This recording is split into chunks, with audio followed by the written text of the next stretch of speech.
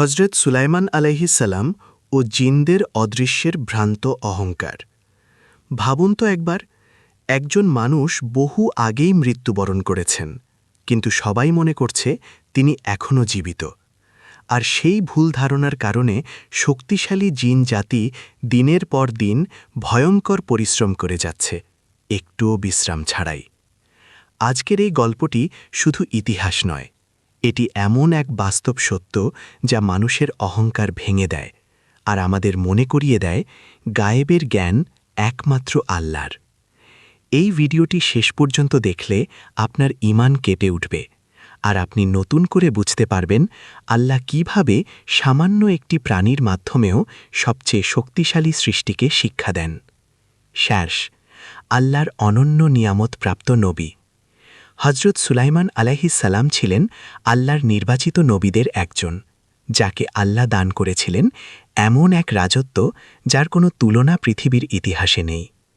তার হুকুমে বাতাস প্রবাহিত হতো, পশু পাখি মানুষের ভাষায় কথা বলত, আর জিন জাতি তার অধীনস্থ হয়ে পাহাড় সম কঠিন কাজ সম্পন্ন করত। কিন্তু এই জিনদের অনেকেই ছিল অহংকারী। তারা মনে করত তারা অদৃশ্য জানে, ভবিষ্যৎ বোঝে, আর মানুষের চেয়েও বেশি ক্ষমতাবান। শেষ, মৃত্যুর পূর্ব ইশারা। একসময় হজরত সুলাইমান আলাইহিসসালাম আল্লাহর কাছে দোয়া করলেন, যেন তার মৃত্যুর আগে তাকে সামান্য সময়ের ইঙ্গিত দেওয়া হয়, যাতে তিনি অসম্পূর্ণ দায়িত্বগুলো বুঝিয়ে নিতে পারেন। আল্লাহর আদেশে মালাকুল মাউত আলাইহিসসালাম একদিন উপস্থিত হয়ে বললেন, হে আল্লাহর নবী, আপনার সময় প্রায় শেষ, খুব অল্প সময়ই বাকি। এই কথা শুনে সুলাইমান আলাইহিসসালাম একটুও ভয় পেলেন না, বরং তিনি চিন্তা করলেন তার তত্ত্বাবধানে চলমান বিশাল নির্মাণ কাজগুলোর কথা।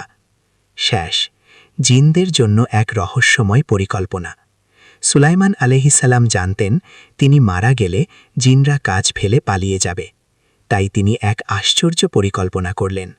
তিনি আদেশ দিলেন স্বচ্ছ কাচে ঘেরা একটি কক্ষ নির্মাণ করতে।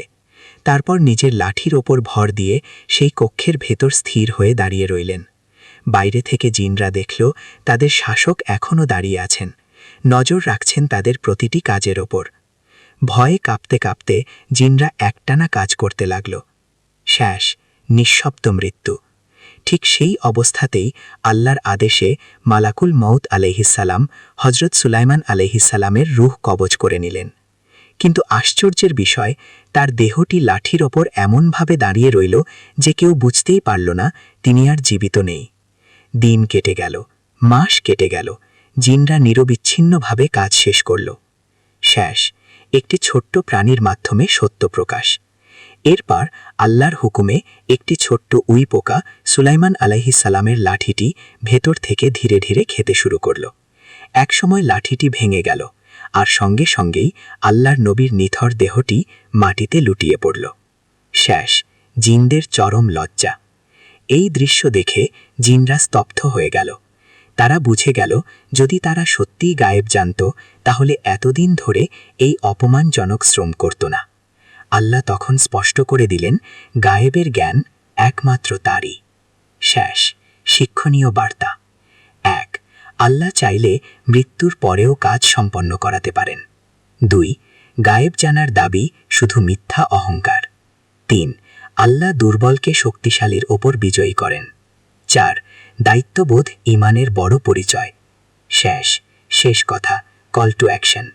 বন্ধুরা, এই গল্প যদি আপনার হৃদয় ছুঁয়ে থাকে, যদি এক মুহূর্তের জন্য আপনার ঈমান নাড়া দিয়ে থাকে, তাহলে অনুগ্রহ করে ভিডিওটিতে একটি লাইক দিন, চ্যানেলটি সাবস্ক্রাইব করুন, আর এই শিক্ষণীয় গল্পটি অন্যদের সাথে শেয়ার করুন।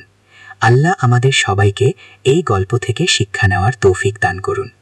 আমিন।